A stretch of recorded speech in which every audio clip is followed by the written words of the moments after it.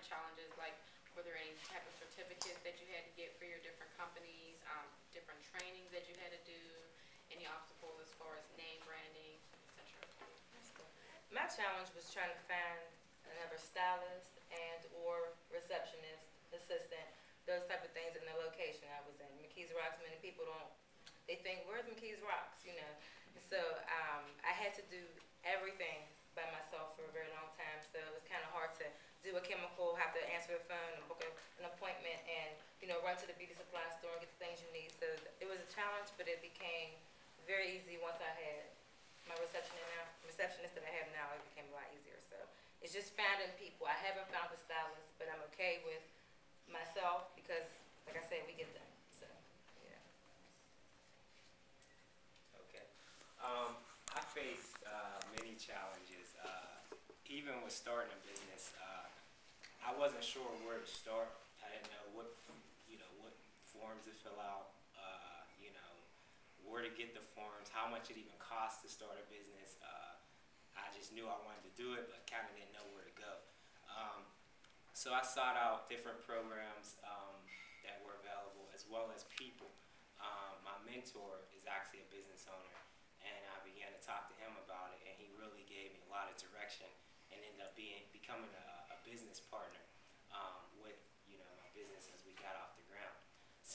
Another major challenge was financing the business, really starting up, getting off the ground. Didn't have any money. I just knew that I wanted to do this, and anytime you start a business, there's always a waiting period before you can get paid. Oh yeah. Really? This was a tremendous challenge, just weathering that no paycheck storm, the little paycheck storm, and even irregular paycheck storm. I think starting out, I went 6 months before I even got a paycheck. I had to do other things to supplement my income because I still have bills coming in, and they weren't trying to hear that I was starting a business. So that was really a challenge, getting the financing and, just figuring out how I could put this together to get this off the ground. And that was definitely the biggest challenge so far.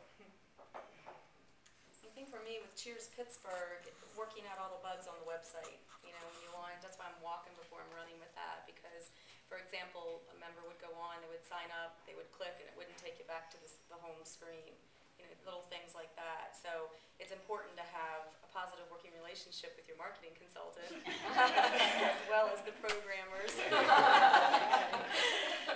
But one of my biggest challenges, I think, is the content, keeping up with all the events that are going on in Pittsburgh, which is why I really need to educate people to go on and add their own events themselves. It's free to do that. So that is really what I'm trying to spread that word. I'm working with somebody now to help me keep up with that content, so not an intern, but my mom.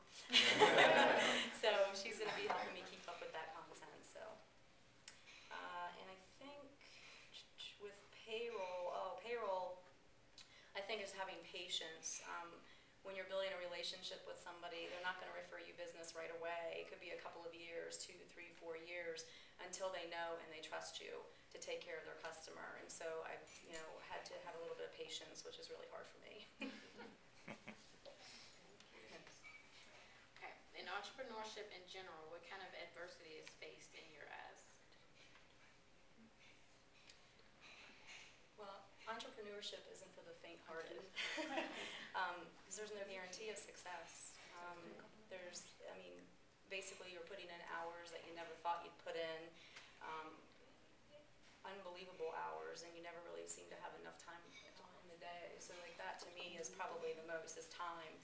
Because on top of that, my full-time job, I'm a single mom, so to be able to balance all of that is really, really important, to be able to make sure that you can get everything off the ground that you want. And you have to ask yourself questions, and some of those are, do I have the skills to get this off the ground before you decide to actually launch your business? Am I willing to put the hours in, and can I afford to do this right now? So there's a lot of things that you need to think about when you launch your business. I think time is my biggest thing, because I'm a single mother as well. And the very busy on Saturdays, and so my daughter's a cheerleader and she loves it, and I had to sacrifice Saturday so that she could cheer. But I'm lucky because I have a clientele who comes Sunday. So I gave up Saturday, we do our, cheerleading or whatever else is going on, and then we'll go to work on Sunday. So, come on Sunday. But one other thing I want to say, that another challenge is just a lot of people are, I want to use the word moody, and they find reasons to not come and support your business. And so when you're a woman and you're dealing with women, it could be something as simple as you didn't speak to her in the right tone, so she will tell her friends not to come to your salon. So you have to deal with always putting on a mask, even when there are issues with people. You know what I mean? You have to still smile, grin and bear it, and do their hair and treat them like they're always right. You know what I mean? So that can be tough. When I go home, I just need to sometimes release all the negative energy that I take from people. But besides that, This is what you gotta have, baby. You'll relax with a glass of wine. There's a lot of adversity. There's external factors with just people not believing in you, not believing in your dream. You have to constantly combat that and encourage yourself. That's one thing. I talked also about the adversity of getting your business off the ground financially. That's adversity, challenge, everything else. So there's tremendous adversity that comes at you, and there's also just scary times. Even what's going on with the economy, to really embark upon starting a business or staying in business, and things aren't perfect, but stand there and stand committed. You just really have to be grounded and know that what you want to do is what you really want to do. It can't just be about the money or I control my own time. It really has to be something that you are really passionate about to keep you going during those testy times. Yeah. So just to throw in a ad-lib question here, it seems like what you all are saying is that you're always working even when you're not working. Is that fair to say?